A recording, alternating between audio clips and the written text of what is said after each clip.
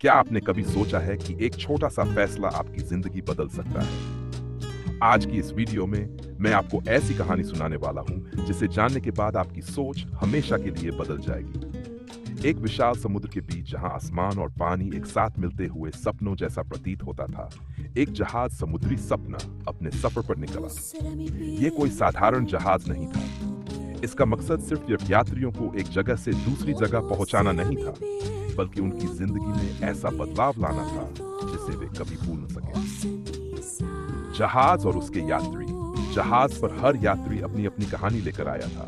कोई अपनी खोई हुई मोहब्बत को पाने के लिए सफर कर रहा था, कोई अपनी नई जिंदगी शुरू करने के लिए, और कोई अपने अतीत को पीछे छोड़कर आगे बढ़ने के लिए। इस जहाज का कप्तान कैप्टन हरीश बेहद अनुभवी और बहादुर था। वह अक्सर कहता, ये जहाज सिर्फ समुद्र में नहीं चलता, ये सपनों की लहरों पर तैरता है। उसने अपनी जिंदगी का बड़ा हिस्सा समुद्र में बिताया था और हर तूफान का सामना किया था। तूफान का आगमन। सफर शांतिपूर्ण चल रहा था, लेकिन तीसरे दिन आसमान पर काले बादल छाने लगे। समुद्र की लहरें ऊंची होने लगी और हवा तेज चलने लगी। यात्री डरे हुए थे। कैप्टन हरीश ने अपने दल को आदेश दिया कि यात्रियों को भरोसा दिलाया जाए कि सब ठीक होगा। रात होते होते तूफान भयानक हो गया। बिजली की चमक, समुद्र की गर्जना और जहाज के झटके डरावने थे।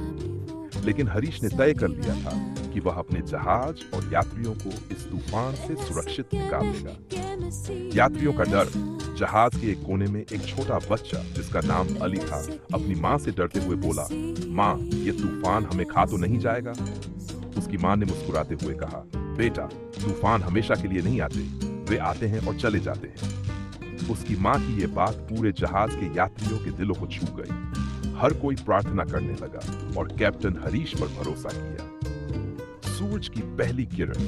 घंटों की कड़ी मेहनत और संघर्ष के बाद सुबह होते ही तूफान शांत हो गया।